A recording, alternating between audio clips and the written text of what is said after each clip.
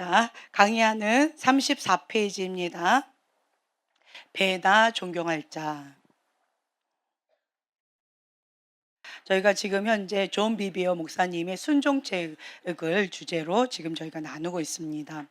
성경은요, 사무엘상 1장의 말씀입니다. 자, 오늘은 시과예요. 배나 존경할 자. 사역으로 섬기는 사람들, 특히 말씀을 가르치고 전하는 사람들을 더욱 존경해야 합니다. 아멘. 네. 권위를 공경하라. 권위를 공경하라는 하나님의 명령은 1차적으로 우리를 위한 명령입니다. 모든 자에게 줄 것을 주되 공세를 받을 자에게 공세를 바치고 국세 받을 자에게 국세를 바치고 두려워할 자를 두려워하며 존경할 자를 존경하라. 아멘. 모든 권위는 하나님부터 왔습니다. 그 권위 아래 우리가 순복합니다. 자, 사무엘상에 보면은요, 한나에 대해서 나와요. 엘가냐라고 하는 그 분이 이제 사사 시대에 이제 살고 있었어요. 그런데 이제 사랑하는 한나가 아이를 낳지 못해요. 그러니까 둘째 부인 분인날을 맞이합니다. 이제 첫째 부인 한나는 아이가 없어요.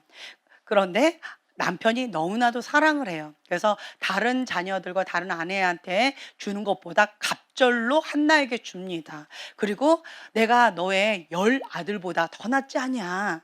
그러니까 슬퍼하지 마라. 왜 이렇게 슬퍼하느냐. 라고 하면서 위로합니다. 그러나 한나는 그래서 하나님 앞에 예배를 드리러 실로로 갈 때마다 깊은 슬픔 가운데 통곡하고 울어요. 왜냐? 그 분인나가 그 남편에게 아이를 낳아주고 남편이 내 남편인데, 그런데 그 마음이 어디로 가 있어요? 한나에게 가 있는 거예요. 그러니까 이 분인나가 이 아들이 없다라고 하는 이 상처를 계속 찔러대면서 그러면서 심히 격분하게 하여 괴롭게 하더라라고 되어져 있어요. 그래서 한나의 마음을 굉장히 그때마다 팍팍 긁는 거죠.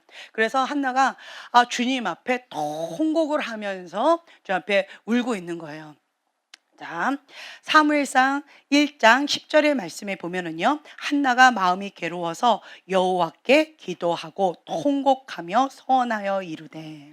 네, 주님 앞에 그냥 통곡하면서 오랜 시간 기도를 하고 있습니다. 주님, 나에게 아들 하나 주시면 그러면 이 아들 하나님께 바치겠습니다. 라고 하면서 서원 기도하면서 주님 앞에 통곡하고 울고 기도하고 있어요. 그때 자, 마음이 상했어요. 자, 위로가 필요하지요. 그러한 상황 가운데에서 갈 바를 알지 못하고 주님 앞에 통곡하면서 찢어지는 그 슬픔을 토로하고 있는데, 그런데 자, 엘리 제사장이 옵니다. 그러면서 그 소리는 나지 않고 너무 슬퍼서 울고 있다 보니까 입만 중얼중얼 하고 소리 나지 않는 거예요. 그리고 막 울고 있는 거죠. 그러니까 이제 이 엘리 제사장이 딱 보더니, 아니 왜 이 벌건 대낮부터 아침부터 웬 술주정이냐, 포도주를 금해라 라고 하면서 호통을 칩니다. 그때 만약에 여러분 같으면 뭐라고 답변을 하시겠습니까? 뭐라고 하실 것 같아요? 나 마음이 상해가지고 자, 금식 일주일 동안 금식을 하고 마지막 날 주님 앞에 통곡하면서 울고 있는데, 마무리 기도를 하고 있는데, 그런데 박 목사님 딱 오셔가지고 포도주를 끊으라! 라고 하면 어디 감히 교회에 와가지고 술주정이냐? 라고 이렇게 말씀을 하셨다라고 한다면 눈물을 흘리다 말고 딱 보면서 곱게 보겠어요? 째려보겠어요? 아니면 갑자기 힘이 넘쳐서 7일 금식했던 것도 잊어버리고 혈기가 불끈 날까요? 그러면서 당신이 목사님이니까 막 이렇게 삿대질하면서 싸울 것 같아요. 어떨 것 같아요? 화날 것 같죠. 그러니까 보편적으로 일반적인 반응들은요. 여기 이제 책에 보면은요. 35페이지 맨 위에요. 그렇게 목사님이 몰아붙이면 그러면 보통 사람들은 어떻게 반응할 것인가? 이렇게 가장 고통스러운 이 순간, 이 사람이 담임 목사님 맞아? 내가 금식하면서 하나님께 부르짖는 것도 모르나? 이게 목사야? 이게 교회야? 막 이렇게 분노가 나겠죠. 이런 둔하고 세속적인 사람 같으니라고. 이 교회에서 예배 드리는 것도 오늘 끝이야. 이런 영적으로 둔하고 세속적으로 있는 이런 교회에서, 잠자고 있는 교회에서 나는 더 이상 못 살겠어 라고 하면서 불끈, 주먹을 쥐고 한바탕 하든가 아니면 조용히 나가든가, 그러겠죠. 자, 그리고 또 이제 어떤 경우도 이렇게 얘기하겠죠. 고통스러운 사람도 못 알아보면서 도대체 하나님 사람 맞아? 라고 하면서 나보다도 더 둔하다니 나 밑으로 들어와 라고 말할 수도 있겠죠. 네. 자, 깊이 기도하는 사람이 안 보여요? 당신이 도대체 목사님 맞아요? 무슨 교회가 이래? 라고 하면서 막 대들 수도 있겠죠. 내 처지와 하나님의 일에 민감한 목사님, 다른 목사님 찾아볼래요. 이거는 엉터리 목사님이야. 이거는 교회도 아니야. 나는 나의 이 아픔, 나의 고통을 어루만져 줄 수 있는 그러한 교회를 찾아봐야 될 것 같아요. 그러한 목사님을 찾아봐야 될 것 같아요. 라고 하면서 튕겨져 나가겠죠. 이것이 오늘날 교회에서 흔히 볼 수 있는 반응입니다. 그렇죠? 그러나 한나는 그렇게 하지 않았어요. 한나는 그 심한 고통 가운데 신음하면서 울고 있었던 그 시간에 뭐라고 얘기했냐면, 자, 14절에 보면은요, 포도주를 끊으라 하니 한나가, 15절, 한나가 대답하여 이르되, 자, 함께 봉독합니다. 내 주여 그렇지 아니하니이다. 나는 마음이 슬픈 여자라. 포도주나 독주를 마신 것이 아니요 여호와 앞에 내 심정을 통한 것뿐이오니 당신의 여종을 악한 여자로 여기지 마옵소서. 내가 지금까지 말한 것은 나의 원통함과 격분됨이 많기 때문이다 하는지라. 이렇게 엘리 제사장에게 말을 합니다. 굉장히 공손하게 얘기해요. 내 주여, 내 주여 그렇지 아니하니이다. 나는 그렇게 악한 여자가 아닙니다. 나는 이렇게 술 먹고 주정하는 것이 아닙니다.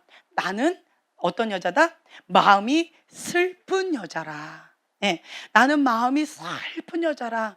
그래서 내가 여호와 앞에 내 심정을 통한 것뿐이다. 내 슬프고 이 고통스러운 이 마음을 토로하고 있는 것뿐이다. 그러니까 나를 오해하지 말아주세요. 라고 공손하게 자신의 입장을 설명합니다. 그리고 당신의 여종을, 자, 그렇게 막 막말을 하는 그 목사님한테, 그 제사장한테 당신의 여종을 이라고 하면서 그 제사장의 그 직분을 극진하게 높입니다. 나는 당신의 여종을 악한 여자로 여기지 마옵소서. 나는 악한 여자가 아닙니다. 내가 지금까지 말한 것은 나의 원통함과 격분됨이 많기 때문에 이렇게 슬피 울면서 주님 앞에 토로하고 있는 것뿐입니다. 나를 불쌍히 여겨주세요. 라고 하면서 본인의 그 상하고 통해하는 그 마음을 하나님께도 토로하지만 제사장에게도 그대로 설명을 해드리는 거예요. 자, 그러자 이 엘리 제사장의 태도가 완전히 바뀌었습니다. 비판하고 정죄했던 이 엘리 제사장이요, 그 한나의 그 공손한 태도와 그 한나의 그 상한 심령들을 그대로 받고는, 그리고는 이것을 복으로, 축복으로 바꿉니다. 엘리 제사장은 그때 당시 이렇게 슬피 울고 있는 한나의 그 마음을 헤아릴지도 모르는, 잠자고 있는 영적으로는 둔한 지도자였어요. 그럼에도 불구하고 이 엘리 제사장은 이렇게 고백합니다. 17절 함께 봉독합니다. 엘리가 대답하여 이르되 평안히 가라.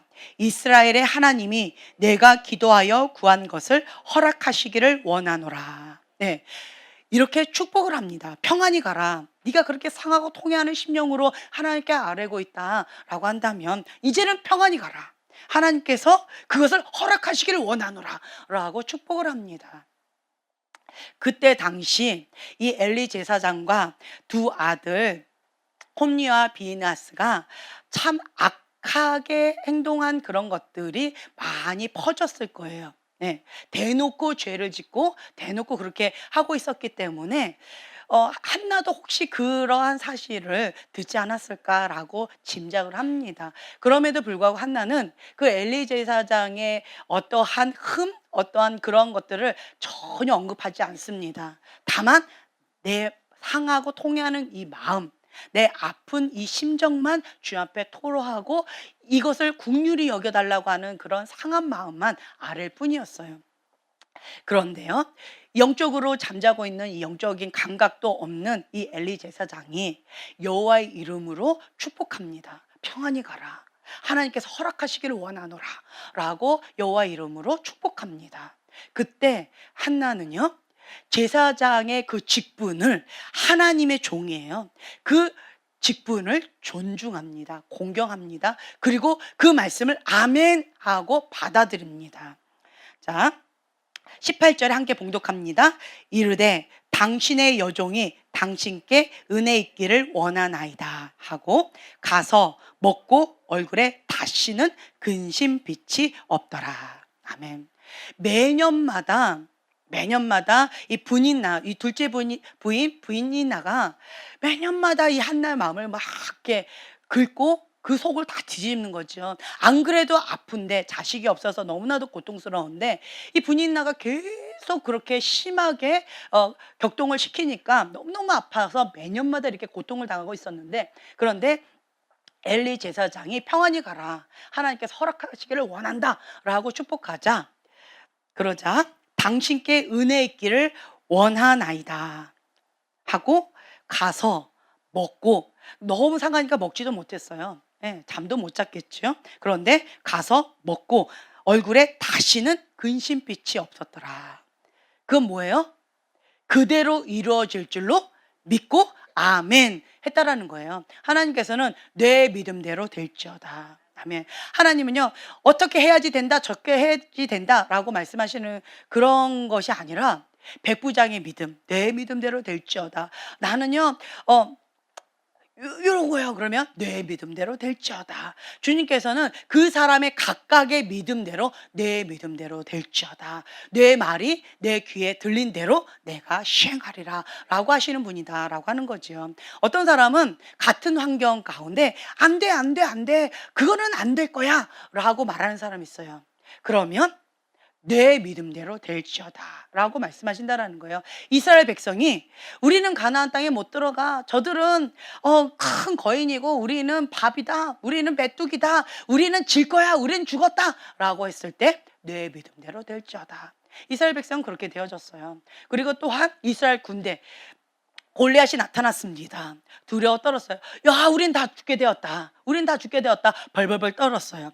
나가봤자, 싸워봤자 우리는 잽도 안 돼. 그러니까 우리는 죽게 되었다라고 벌벌벌 떨었습니다. 하나님께서는 어떻게 하셨을까요? 내 믿음대로 될지어다 라고 하신다라는 거죠. 그런데 반대로 여호수아와 갈렙은 그들은 우리의 밥이다 라고 외쳤습니다. 하나님께서는 내 믿음대로 될지어다. 여호수아와 갈렙은 가나안 땅에 정복해서 그들은 우리의 밥이다 라고 하는 그것을 쟁취했습니다. 또한 다윗, 만군의 여호와의 이름으로 내가 나아가노라 라고 하면서 골리앗은 무찔러 버렸어요. 하나님께서는 내 믿음대로 될지어다 라고 하신다라는 거지요. 백부장의 믿음을 보시고 내 믿음대로 될지어다 라고 말씀하신다라는 거지요. 그렇기 때문에 우리는요, 우리의 믿음대로 그대로 될 줄로 믿어야 됩니다. 아멘. 두렵지요? 같은 상황인데요, 어떤 사람은 안 될 거야, 안 될 거야, 안 될 거야 라고 한다면 그 믿음대로 그대로 안 되는 경우들을 경험하게 될 것입니다. 그런데 반대로요, 될 거야, 반드시 될 거야 라고 하는 사람은 내 믿음대로 될지어다 라고 하면서 그대로 되어지는 것을 경험을 많이 합니다.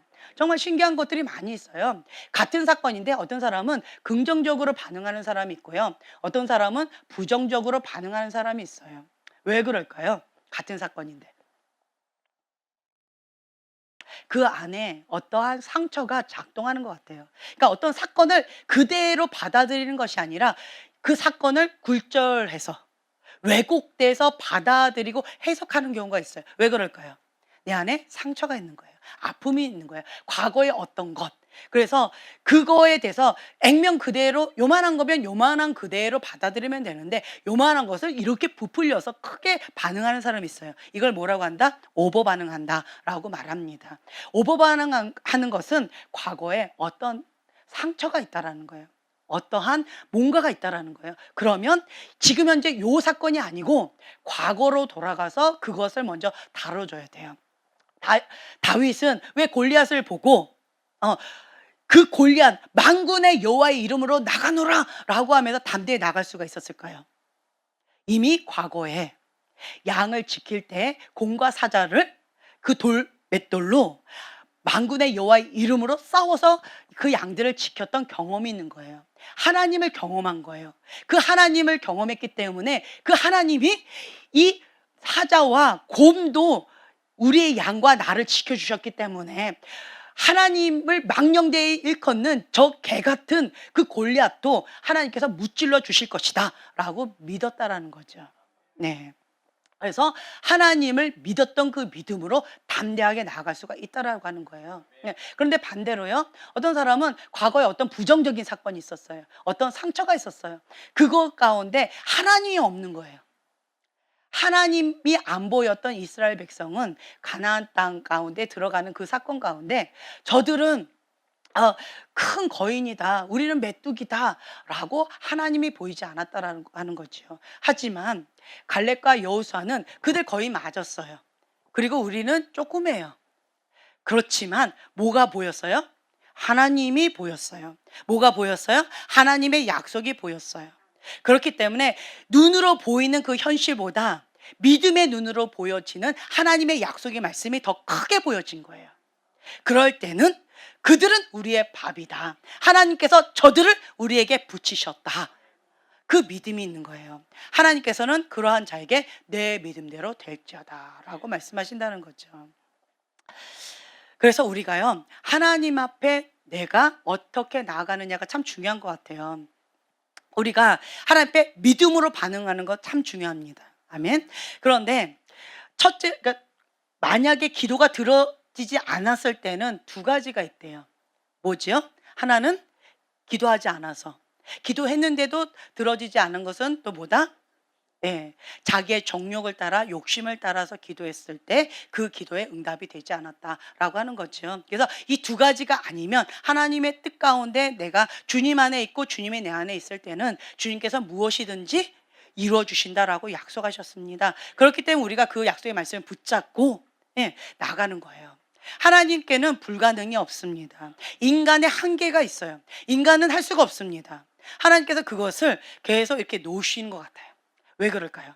인간은 본능상 선악과를 따먹은 이후로 뭘 계속 쌓는 줄 아세요? 바벨탑을 쌓는 것 같아요. 이 선악과의 나무를 계속 키우고 바벨탑을 계속 키우는 것 같아요. 세우는 것 같아요. 그래서 인간의 힘으로 애쓰고 힘쓰고 모든 걸 다 노력해보고 안 되면 그때서야 막 나 죽겠네 어떡하지 라고 하면서 뒤로 자빠지는 경우가 있어요. 근데 어떤 사람은 인간의 힘으로 이렇게 저렇게 막 해보다가 안 되면 그때서야 배에서 같은 배에 계셨던 예수님을 이제서야 기억하던 그 제자처럼, 예수님 예수님 우리가 지금 폭풍 후에 죽게 된 거 안 보이십니까? 예수님 지금 뭐 하고 계시는 거예요? 그때서야 예수님을 찾는다라는 거죠. 인간의 방법을 이렇게 저렇게 다 해보고 안 되면 그때서 예수님을 찾는 이런 사람들이 있어요. 하지만 모세는요 다릅니다. 광야에서 40년 동안 훈련을 받았어요. 어떤 훈련이냐? 인간의 한계점 가운데 하나님 없이는 광야에서는 한순간도 살아갈 수가 없다. 하나님 없이는 나는 아무것도 아니다 라고 하는 것을 광야 40년 동안 배웠어요. 그 모세는 문제만 터지면 뭐예요? 바로 하나님 앞에 엎드립니다. 하나님은 이거를 원하세요. 이걸 원하세요. 여러분들의 인생의 폭풍 빨리 끝나기를 원하십니까? 아멘. 그러면 그냥 문제 터지기 전에 바로 엎드리는 거예요. 네. 습관을 조차 예수님은 계속 하나님 앞에 엎드리셨습니다. 그것처럼 어떤 문제가 터질 때마다 우리는 바로 엎드리는 거예요. 하나님 도와주세요. 하나님만이 해답이십니다 라고 엎드리는 거예요. 무릎으로 승리할 때 하나님께서 영광 받으십니다. 인간의 방법으로 애쓰고 힘쓰면 주님께서는 기다려 주세요. 언제까지? 예, 내 힘을 뺄 때까지. 내 방법을 내려놓을 때까지. 다른 말로요, 선악과. 그 선악과 내가 꽉 쥐고 있는 자기의, 자기 주인인 이것을 내려놓을 때까지 주님께서는 그냥 기다려 주신다라고 하는 거죠. 그래서 어떤 부분을 이렇게 보면요, 인생이 굉장히 이렇게 험난한 사람들이 있어요. 어떤 사람이 험난한 줄 아세요? 자아가 강한 사람. 예. 자아가 강한 사람들 보면은요, 인생이 참 험난해요. 근데 반대로요, 마음이 길가봐 돌짝밭 가시덤불밭이 아니라 좋은 밭. 하나님 말씀이다라고 하면 아멘 하라고 바로 엎드리는 사람은, 그러면 인생의 폭풍이 별로 없는 것 같이 느껴져요. 그냥 성령의 흐름을 따라 그렇게 순풍하게 이렇게 나가는 것 같이 보여집니다. 네. 어떻게 해서 그렇게 되어질까요? 예, 연단의 과정을 통해서 하나님께서 그렇게 빚으시는 것 같아요. 제가 과거에도 말씀드렸다시피 저는 하나님 말씀이다라고 하면 죽기까지 순종합니다. 하나님 뜻이면 무조건 합니다라고 하면서 하나님만 바라보고 달려가는 그 완벽주의 기질로 했어요. 그러면 인생의 연단, 인생의 폭풍도 별로 없을 거라고 착각을 했습니다. 그런데 그게 아니었어요. 하나님 앞에 달려가는 그것이 다 뭐였다? 자기의였어요. 내가 하나님만 바라보고 나만 열심히 하면 그러면 될 거다라고 착각했다라는 거죠. 근데 하나님의 방법이 아니었어요. 하나님은 무엇을 원하시느냐라고 한다면 그냥 꼭 이렇게 물 위에 배영하듯이 이렇게 누워 있는 거예요. 편안하게. 주님께 맡기고 나를 그냥 맡겨드리는 거예요. 편안하게. 그러면서 그냥 그 바람을 따라서, 물결 따라서 그냥 흘러가는 거예요. 성령의 흐름을 따라 그냥 흘러가는 거. 그거를 원하시더라고요. 그래서 이렇게도 감사합니다. 저래도 감사합니다. 라고 하는 이렇게 부들부들한 온유하고 겸손한 마음을 주님께서는 원하시는 것 같아요. 예. 그래서 강하고 어떤 자기의가 강한 사람들, 자아가 강한 사람들은, 그러니까 성취지향적이기 때문에 어떤 목표는 달성을 참 잘하는 것 같아요. 하지만 반대로 하나님의 뜻 가운데에서 평강을 누리는 것은 잘 못하는 것 같아요. 예. 그냥 주님의 품 안에서 편히 쉬세요라고 하면 불편해요. 뭔가 해야 될 것 같은 거예요. 왜 그럴까라고 한다면 조건적인 사랑을 좀 받은 것 같아. 뭔가 해야만 한다. 하나님의 뜻 가운데 순종을 해야만 한다. 내가 이것을 해야만 한다. 라고 하는 어떠한 강박관념 가운데 그렇게 있었던 것 같아요. 근데 하나님은 그런 게 아니에요. 그냥 내 품에서 쉬어라. 아무것도 하지 않아도 된다. 라고 말씀하시는 거기에 힘을 주는 거예요. 물속에서 힘을 주면 어떻게 될까요? 네, 가라앉아요. 물속에서 내가 이때까지는 열심히 달렸으니까 육지에서 막 달렸어요. 하나님을 위해서 열심히 달렸어요. 그런데 이제 그 물에 딱 들어갔어요. 내가 이때까지 했던 패턴으로 또 힘을 주는 거예요. 그럼 어떻게 돼요? 예, 가라앉아요. 그렇기 때문에 그 시즌마다 하나님께 민감한 것이 참 중요하다는 걸 제가 느끼는 것 같아요. 예.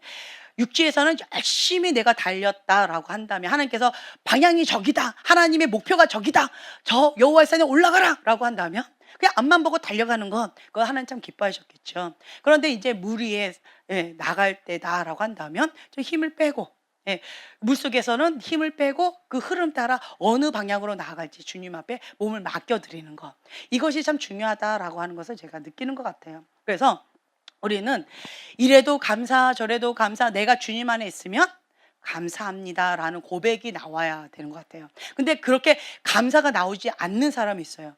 어떤 사람? 자아가 강한 사람. 자아가 강한 사람은 내가 원하는 그것이 이루어져야 감사가 나와요. 내가 원하는 그것이 이루어지지 않으면 감사가 나오지 않고요, 원망, 불평이 나옵니다. 그래서 이 자아가 강한 사람들, 선악과가 강한 사람, 자기의가 강한 사람들은 이게 너무 딱딱하기 때문에 하나님께서 계속 깨트리는 작업들을 해요. 그럴 때마다 계속 이렇게 망치를 꽝꽝꽝 치는 것 같고 이 정 깨듯이 꽝꽝꽝 치는 것 같아요. 그때마다 어때요? 예, 고통스러워요. 아파요. 힘겨워요. 그리고 하나님이 왜 저러시는지 정말 이해할 수가 없어요. 환경을 통하여서, 인생의 폭풍을 통하여서 하나님께서 나를 다듬으신다라고 하는 거죠. 예. 하나님이 왜 저러시는지 나는 모르겠어요. 하지만 나는 하나님을 신뢰하고 주 앞에 나아갑니다라고 가는 거예요.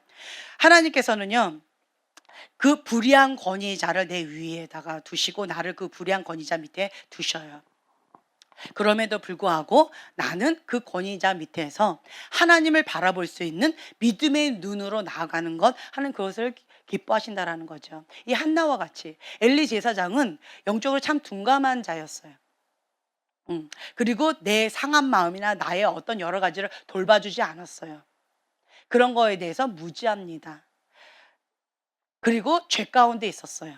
그리고 이게 뒤쪽에 보면은요, 눈이 멀고 비대해서 한번 넘어졌는데 그냥 목이 부러질 정도로 그렇게 둔감했다라고 합니다.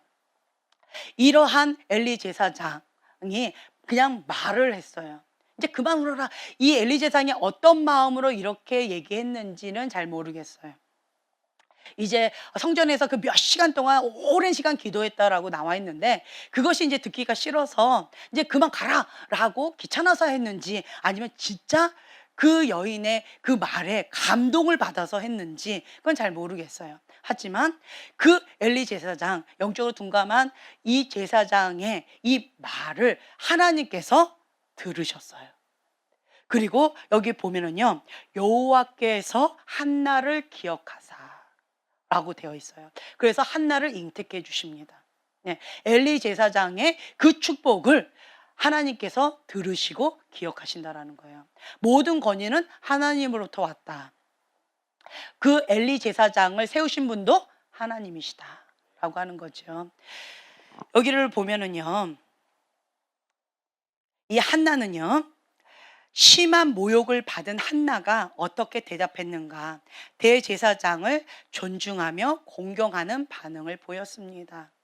인간적인 반응으로, 인간적으로 육으로 반응하지 아니하고요, 그 모욕을 당했음에도 불구하고 나는 대제사장이다라고 하는, 하나님의 기름 부음 받은 자다라고 하는 그 직분을 존중했다는 거예요.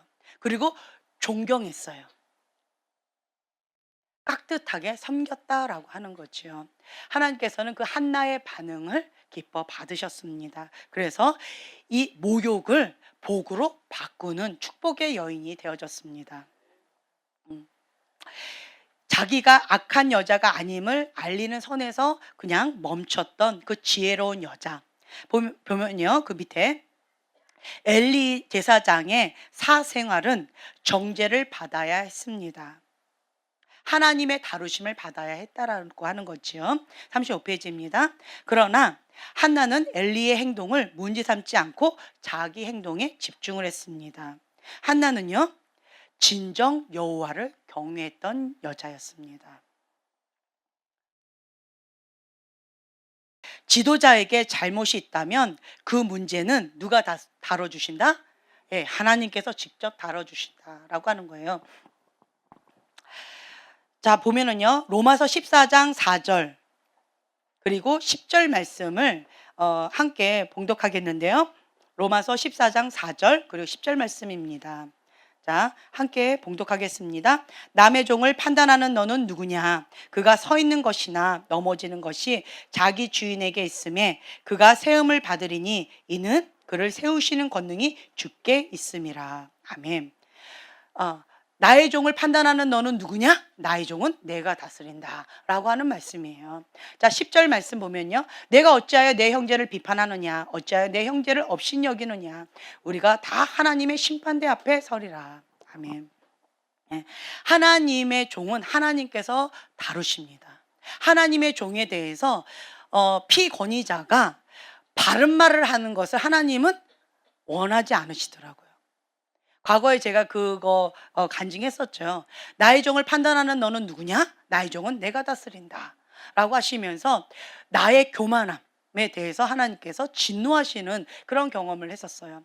그래서 여러분들은 아셔야 될 게 무엇이냐라고 한다면, 하나님께 기름 부음 받은 종에 대해서는 정말 두렵고 떨리는 마음으로 하셔야 됩니다. 아멘. 하나님 집안에 심판의 바람이 있었다라고 말씀드렸어요. 2010년도부터 2021년도까지 그때 이제 세 차례의 바람이 불었다라고 했죠. 이때는요 하나님께 전부를 드렸던 진짜 하나님께서 세우신 하나님의 기름 부음 받은 종입니다. 그런데 그러한 자가 여기 통과했던 거는 바벨론요 통과하는 건 몇 프로였다?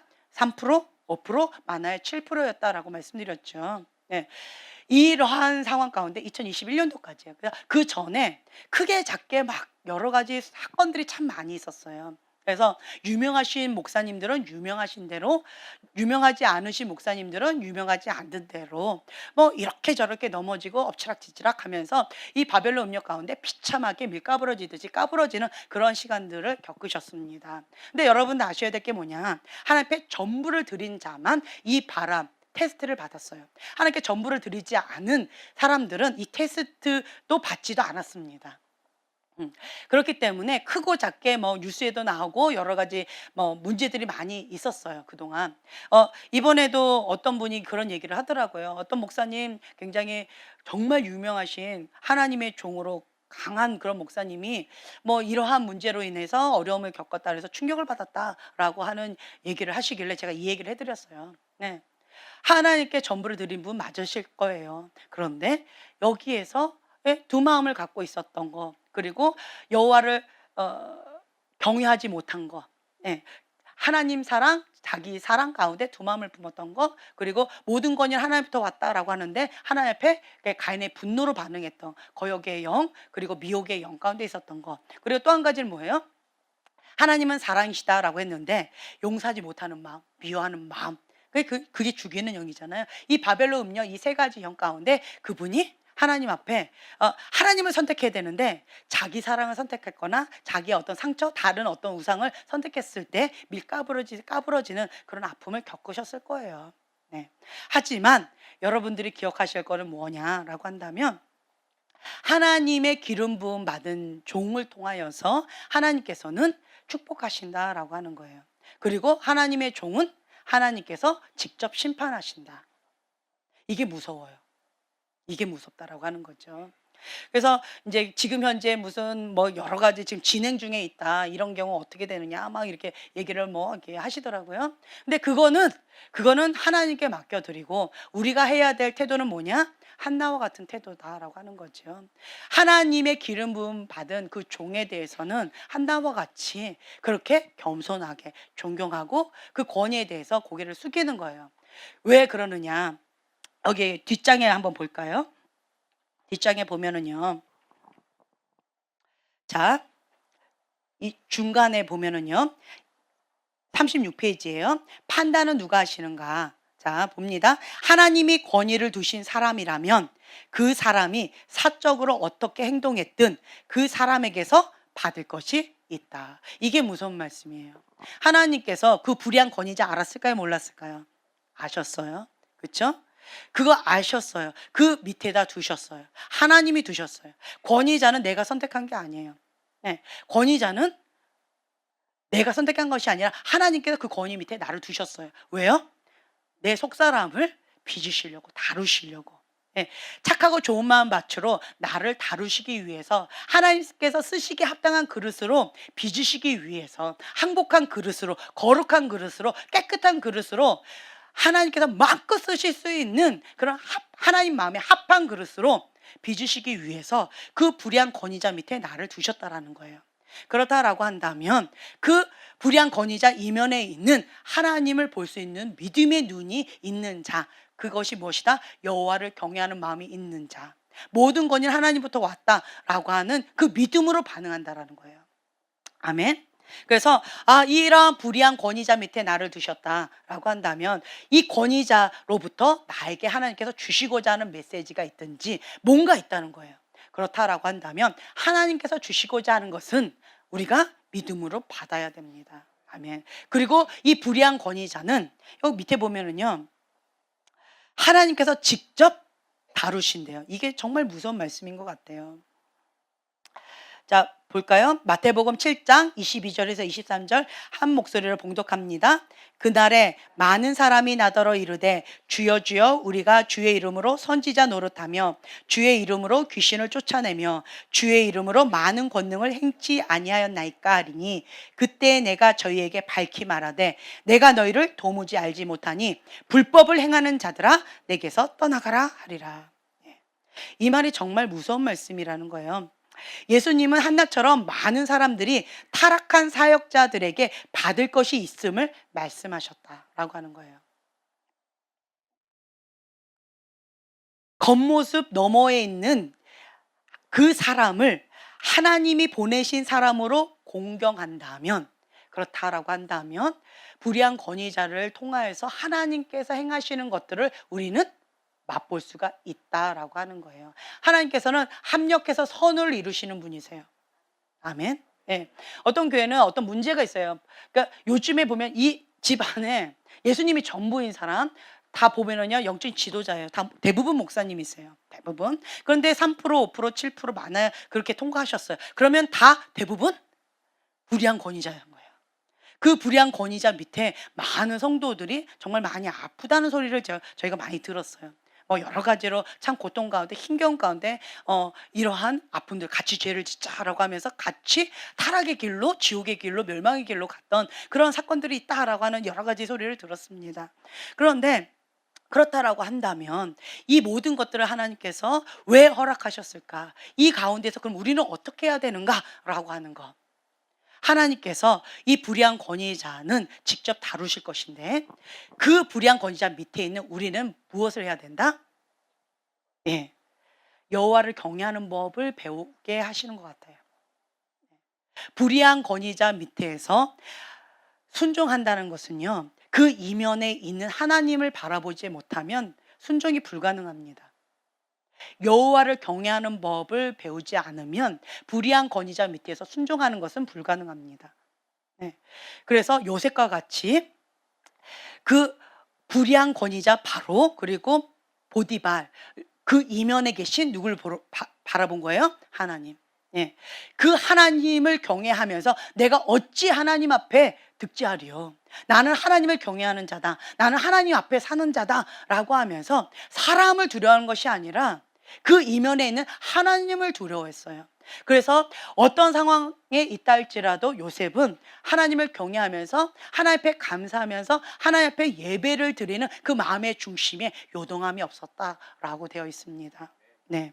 그래서 여호와를 경외하는 자에게 주시는 축복이 무엇이다? 손을 대는 것마다 잘 되는 축복이다. 이건 사업가들에게 반드시 필요한 거예요.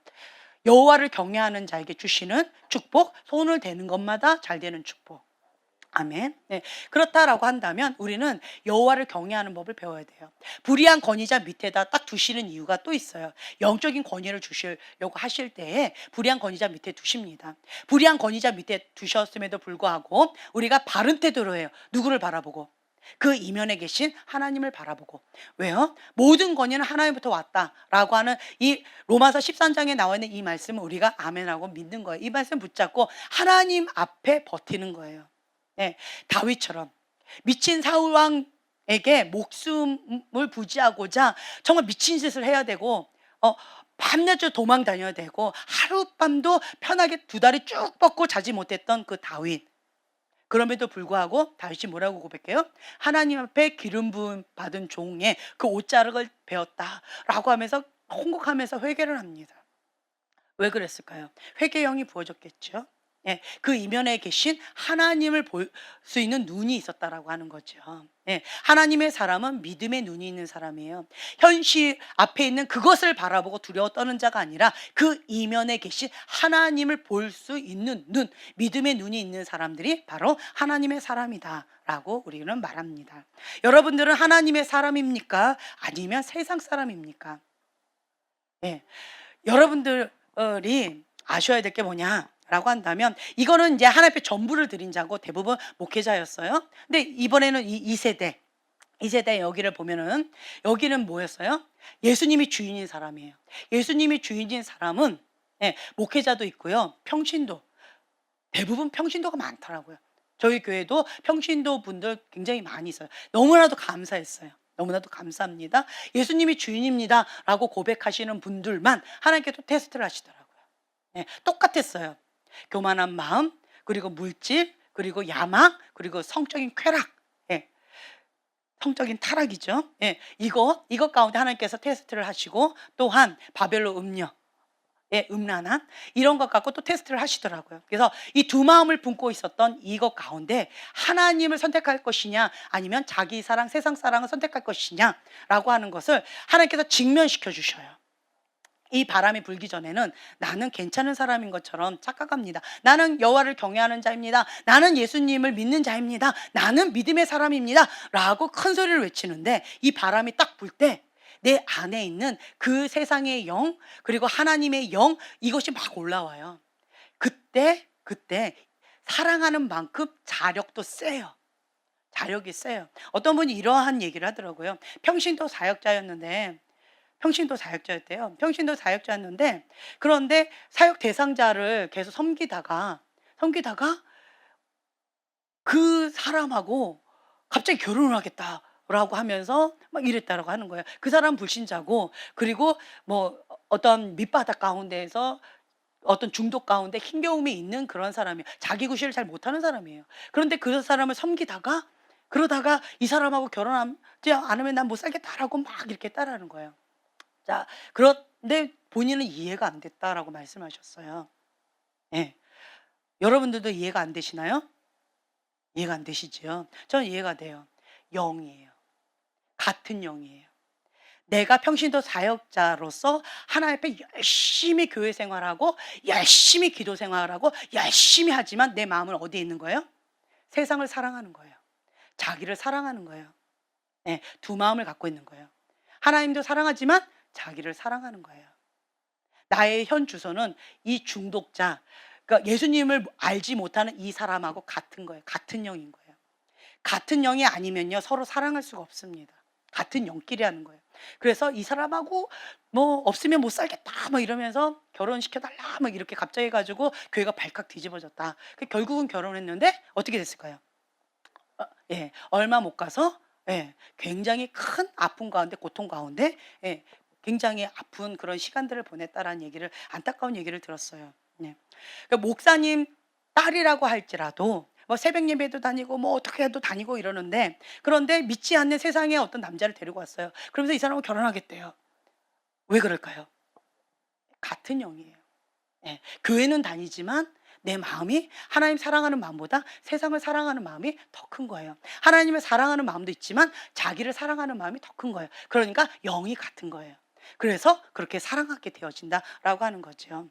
그래서 지금 요 시즌에는 하나님께서 나도 속고 다른 사람도 속는 이런 상황 가운데서 내 마음 가운데 두 마음을 품었던 거, 하나님도 사랑하지만 세상도 사랑하고 자기도 사랑하는 이 두 마음을 품은 거, 혹은 불의한 권위자 밑에서 계속 거역하는 거, 대적하는 거, 예, 그리고 그 미혹의 영 가운데 잡혀가지고 내가 잘못된 길로 가고 있음에도 잘하고 있다라고 착각하는 미혹의 영 가운데 빠져 있던 거, 그리고 하나님은 사랑이시다라고 하는데 사랑보다는 미움 가운데, 증오 가운데, 분노 가운데, 그리고 용서하지 못하는 마음 가운데, 그렇게 죽이는 영 가운데 다른 사람도 죽이고 나도 죽이고 있는 이 바벨론 음녀, 이 세 가지 영이 바벨론 음녀라고 했죠.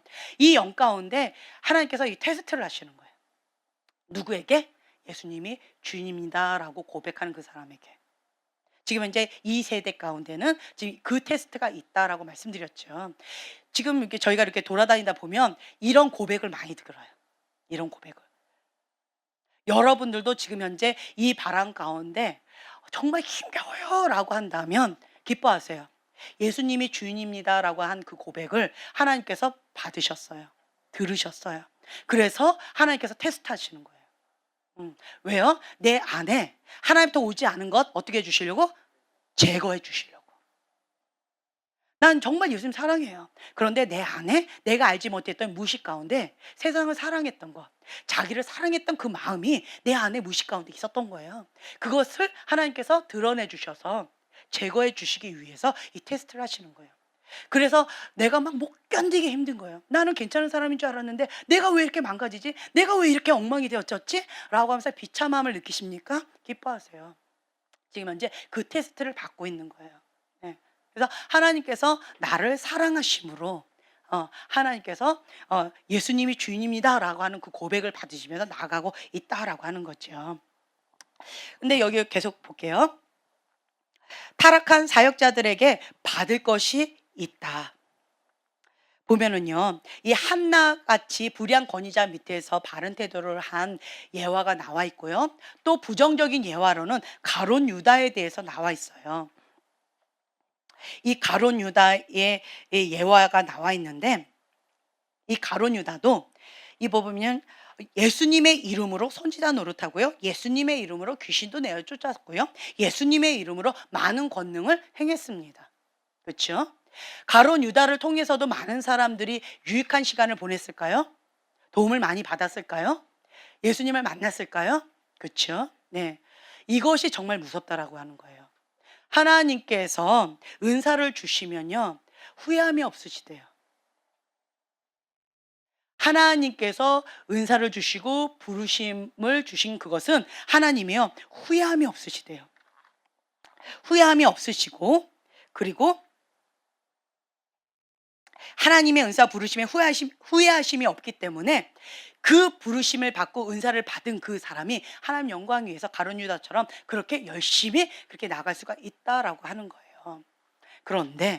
그런데 여기에 보여진 것처럼 불법을 행한 자여 내가 너를 모른다, 내게서 떠나가라 라고 하는 그 음성도 들을 수가 있다라고 하는 거예요. 왜 그럴까요? 왜 그럴까요? 그 뒤쪽에 한번 보세요. 38페이지 아래를 보세요. 하나님이 회개하지 않은 지도자의 과오를 드러내시는 거예요.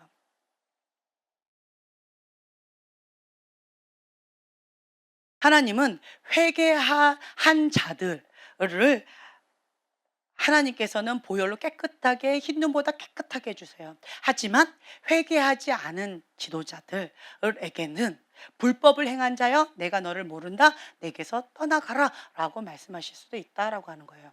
하나님의 입장에는 베드로도 그리고 가룟 유다도 똑같이 범죄한 자였어요. 그런데 뭐가 달랐어요? 회개가 달랐다는 거예요. 베드로는 회개하고 예수님께 돌아왔어요. 마음만. 그래서 예수님이 직접 베드로에게 찾아가시죠. 근데 가룟 유다는요, 회개하지 못하고 스스로 목숨을 끊어버렸어요. 네. 그렇기 때문에 여러분들이 아셔야 될 것이요, 내가 하나님 앞에 쓰임 받는다, 내가 하나님 앞에 부르심이 있다라고 하는 거 굉장히 큰 영광입니다. 하지만 하나님께서 그 부분에 대해서 아신 바 됐느냐, 모르신 바 됐느냐, 그것은 별개다. 쓰임은 받을 수 있지만 그렇다고 해서 버림받지 않는다라고 하는 그런 보장도 없다라고 하는 거예요. 자, 여기 볼까요? 36페이지 아래요. 예수님의 이름으로 기적을 행했지만 결국은 외면당한 많은 사람들이 있었다. 불법의 사역자들을 통해 진정한 섬김을 받은 많은 사람들도 있다라고 하는 거죠. 그래서 여러분들은요, 저희 교회는 평신도 사역자라고 제가 계속 외칩니다. 그래서 저는 여러분들을 사역자로 섬기듯이 저는 계속 이렇게 섬기고 있어요. 그렇기 때문에 여러분들이요, 나는 하나님의 평신도 사역자다 라고 하는 그러한 정체성, 부르심, 그 사명감을 갖고 계셔야 돼요. 그래서 나는 뭔가 도움을 받는 그런 영적인 아가다 혹은 영적인 태아다라고 하는 이런 사고방식을 버려버리고 나는 하나님의 사역자다, 하나님의 종이다라고 하는 이 마인드를 갖고 계셔야 돼요. 네, 다른 사람들을 사랑으로 섬기는 자다라고 하는 거죠. 그렇게 되어진다면 우리는 영적인 청년으로서 주님 앞에 지금 현재 훈련을 받고 있어요. 영적인 청년 훈련을 받으면 하나님께서요, 그 부르심에 합당한, 그리고 그 사명에 합당한 은사와 달란트와 돕는 자들을 많이 붙여주십니다. 아멘. 네. 그래서 부르심과 하나님의 은사는 후회함이 없으시다라고 말씀하셨기 때문에 그것을 가지고 우리가 하나님 영광 위해서 이렇게 나가는 거예요. 근데 여러분들이 아셔야 될 게, 그러면 나는 불법을 행하는 자인지 아니면 하나님 앞에 법을 행하는 자인지 내가 어떤 자인지 난 모르겠어요 라고 하는 두려움이 생길 수도 있겠죠. 그렇죠? 여기 보면요, 자 보세요.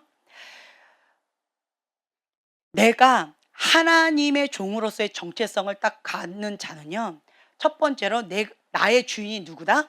하나님이시다 라고 하는 거예요. 반대로요, 불법을 행한 자의 주인은 누구다? 나다라는 거예요. 세상 사랑, 자기 사랑이에요. 그래서 하나님의 종의 정체성은요, 하나님 명령에 순종하는 거예요. 그리고 하나님의 사역을 하는 거예요.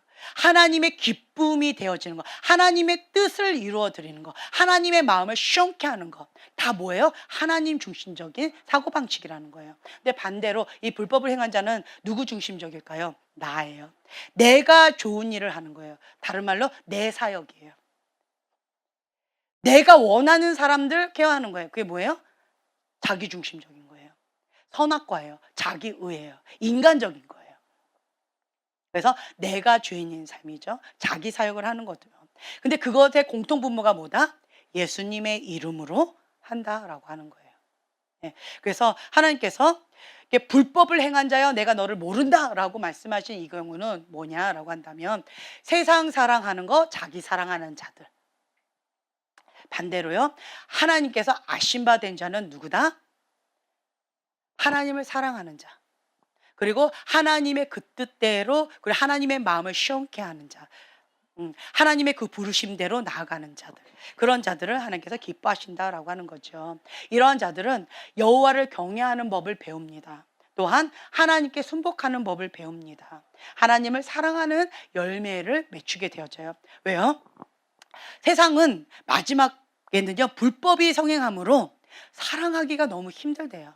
그런데 하나님은 사랑이시다, 하나님은 거룩한 분이시다 라고 하기 때문에 이러한 세상 가운데 악해져 간다 할지라도 그 하나님이 내 안에 계셔요. 하나님 그 자체가 사랑이세요. 사랑할 수 없는 자를 하나님의 사랑으로 사랑하는 거예요. 축복할 수 없는 그런 자들을 하나님의 사랑으로 축복하는 거예요. 네. 그리고 마지막 때는 이 바벨론 음녀가 얼마나 강한지 몰라요. 세상의 영이 얼마나 강한지 몰라요. 그렇기 때문에 세상의 영 가운데 그 흐름대로 나간다라고 한다면 세상 사랑, 자기 사랑은 너무나도 쉽습니다. 근데 우리가 연어처럼 역행해 나가는 거예요.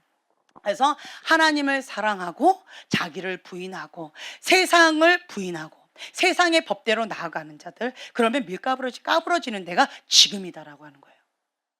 예수님이 주인인 사람 깨어 있으셔야 돼요.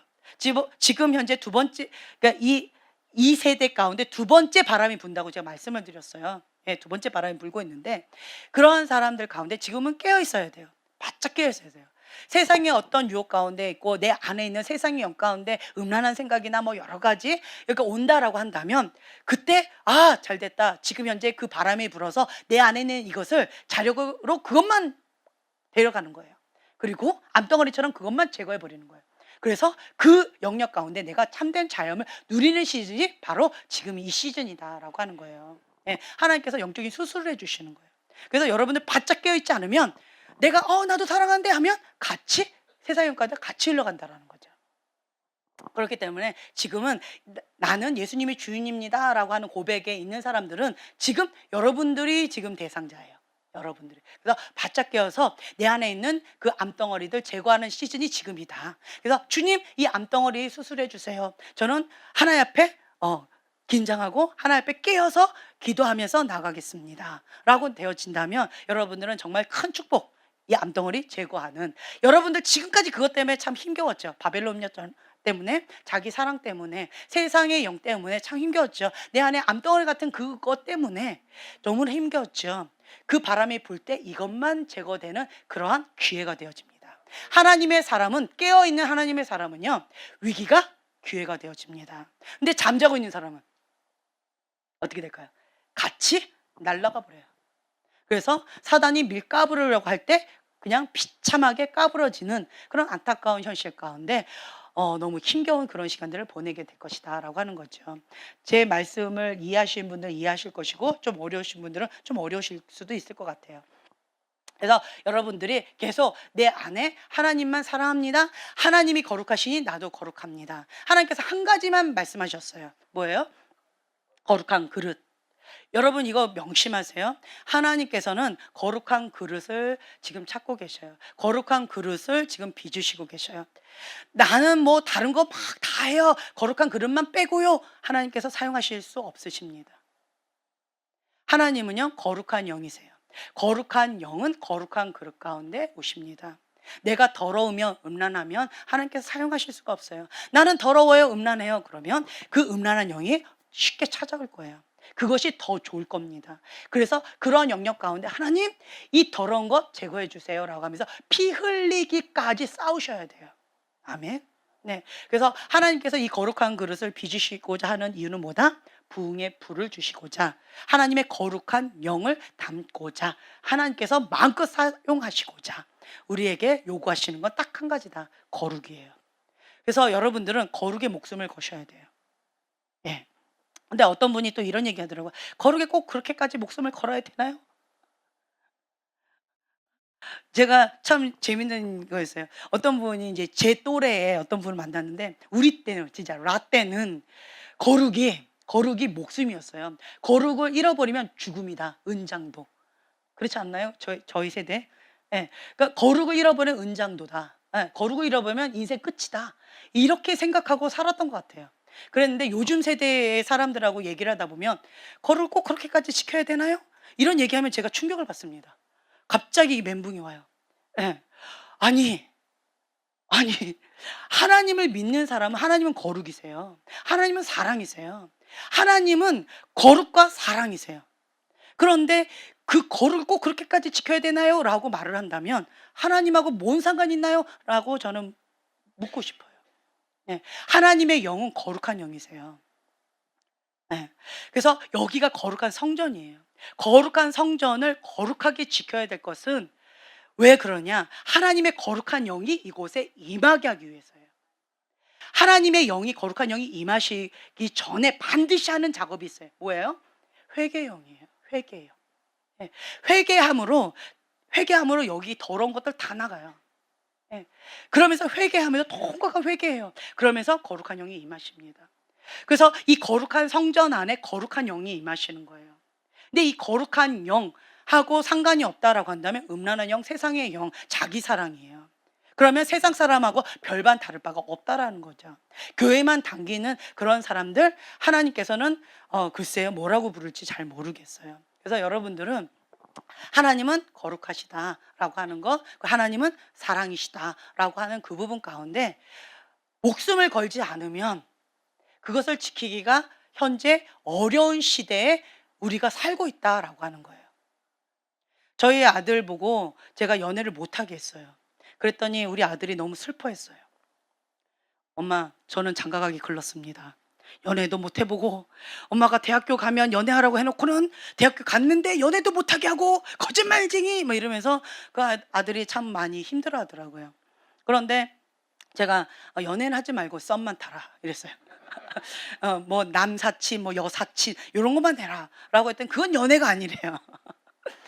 그런데 왜냐라고 한다면 세상이 너무 악해졌기 때문에 하나님의 사람으로서 거룩을 잃어버리면 거룩한 영 가운데 성령님의 민감함이 둔해져 버립니다. 거룩에 민감하지요. 그럼 성령님께 민감해져요. 그리고 회개하지요. 그러면 순종하지요. 그러면 성령님께 더 민감해져요. 근데 반대로 내가 그 거룩에 대해서 둔감해지지요. 그러면 성령님께는 둔감해지고요. 세상의 영 가운데 민감해지고요. 죄에 대해서 민감해지고 세상이 좋아지고요. 교회는 다니지만 세상 사람들이 더 좋아지고 끌려요. 그리고 그 사람들이 부러워요. 그게 뭐예요? 주일날 우리가 설교 들었던 가짜 경외라는 거예요. 내 마음은 이미 세상 가운데 빼앗겼어요. 내 몸만 교회를 다니는 거예요. 그렇기 때문에 세상 사람하고 별반 다를 게 없어요. 하나님은 속지 않습니다. 여러분의 겉모습에 하나님 속지 않으세요. 하나님은 그 마음의 중심을 보세요. 하나님은 그 중심을 보시고 그 영을 보세요. 그래서 제가 다시 한번 말씀드리지만 영은 거짓말하지 않다. 사람은 속여요. 사람은 포장합니다. 사람은 가면을 써요. 그렇지만 영은 정직해요. 그리고 하나님은 중심을 보세요. 내 마음 가운데 어떤 마음이 있는지, 정말 내 마음 가운데 여호와를 경외하는 마음이 있는지, 하나님이 그 죄를 극렬히 미워하듯이 내 마음 가운데 그 죄를 극렬히 미워하는 마음이 있는지, 하나님은 거기에 관심이 있으시더라고요. 우리의 겉포장에 관심이 없으시고 이 중심에 관심이 있으세요. 그래서 여러분들은 여기를 다루셔야 돼요. 여기를 가꾸셔야 돼요. 그래서 제가 참 많이 안타깝고 마음이 참 많이 아팠어요. 많이 아팠어요. 예. 정말 하나님께서 기뻐하시는 그러한 메시지를 들을 수 있는 귀가 많이 없구나. 볼 수 있는 눈, 들을 수 있는 귀가 있는 사람들이 극소수구나. 그것이 뭐다? 마음이 완악해서. 그래서 하나님의 음성을 보지도 듣지도 못한다라고 하는 거예요. 그런데 지금 현재 겸손히 여호와를 경외하면서 주님 앞에 납작 엎드리면서 성령의 흐름을 지금 타고 있고, 그리고 하나님께서 어떻게 하실지를 깨어서 기도하는 자는 지금 나에게 말씀하신 그 하나님의 음성 가운데 목숨을 걸 거예요. 지금 나에게 말씀하신 그 하나님의 음성 가운데 내가 납작 엎드려서 하나님의 그 뜻 가운데 죽기까지 순종하는 그 마음의 중심 가운데 하나님 앞에 나가게 되어질 것입니다. 하나님은 지금 현재요, 지금 현재 이 마지막 때 부흥에 쓰시고자 하는 그 한 사람 한 사람을 찾고 계셔요. 그리고 거룩한 그릇을 찾고 계셔요. 그리고 그 거룩한 그릇, 그 거룩한 그릇을 지금 빚으시고 계셔요. 그 마음의 중심 가운데 예수님이 전부입니다 라고 한 그 고백, 그리고 예수님이 주인입니다 라고 하는 그 고백을 들으시고 하나님은 여러분들을 기대하신다는 거예요. 어떻게 하길? 거룩한 그릇으로 빚어져서 하나님의 그 부흥의 불, 거룩한 불, 회개의 불, 그 불을 담을 수 있는 그러한 자가 될 것이다 라고 하나님은 기대하시고 여러분들을 지금 현재 빚으시고 계시다라는 거예요. 예. 그렇기 때문에 여러분들은 하나님께서 나를 기대하시면서 응원하시면서 지금 보고 계시기 때문에 그 하나님의 기대에 부응해서 열심히 나가셨으면 좋겠어요. 우리 교회의 사명은 뭐 여러 가지가 있겠지만 그 중에 한 가지, 그 한 가지는 그 노아의 방주인 것 같아요. 부흥의 불을 담는 그 노아의 방주. 하나님이 이거 한 가지 말씀하셨어요. 거룩한 그릇. 여러분들의 다재다능한 여러 가지들 많이 있으실 거예요. 그거 다 하세요. 하지만 첫 번째로 하실 게 무엇이냐? 하나님이 말씀하신 이거 먼저 하시고, 거룩한 그릇 이거 먼저 하시고, 그 다음에 나머지 여러분들 그 부르심 따라, 사명 따라, 그리고 여러분 마음에 소원 두신 그거 열심히 하세요. 아멘. 네, 그렇게 될 때 하나님 앞에 강력한 하나님의 의의 병기로 하나님께서 사용하실 거예요. 하나님은 여러분들을 기대하고 계십니다. 네, 그래서 여러분들이 여기에 나와 있는 한나처럼 반응하기를 원하시지 가룟 유다처럼 반응하기를 원치 않으세요. 그래서 여러분들이 항상 주님 앞에 깨어서 기도하는 지혜로운 여러분들이 되시길 예수님의 이름으로 축복합니다. 네, 아멘. 자, 제가 기도하고 마치겠습니다. 주님 감사합니다. 겸손히 여호와를 경외하는 자로 거룩한 그릇으로 우리를 빚어주시고 우리를 여기까지 인도해 주셔서 감사합니다. 하나님이 전부이십니다. 또한 예수님이 나의 주인입니다 라고 하는 그 고백을 들으시고 우리를 빚어주셔서 감사합니다. 우리를 향해서 기대해 주셔서 감사합니다.